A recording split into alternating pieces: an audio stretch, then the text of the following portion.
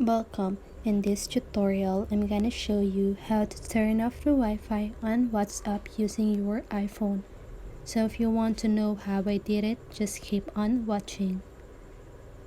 So there are two ways to do this. So the first way to do this is by clicking Settings. Scroll down until you see WhatsApp.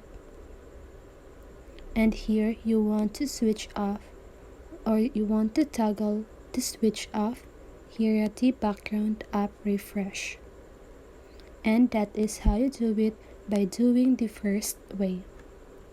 So the second way to do this is by going on General on your settings and click on iPhone storage.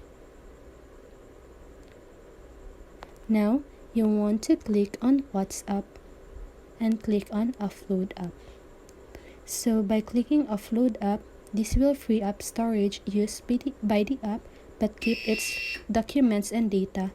Reinstalling the app will place back your data if the app is still available in the App Store. So that is how you do it. I hope this video helped you, and if it did, make sure to like, subscribe, and hit the bell notification so you won't miss a video. See you on the next one and have a great day.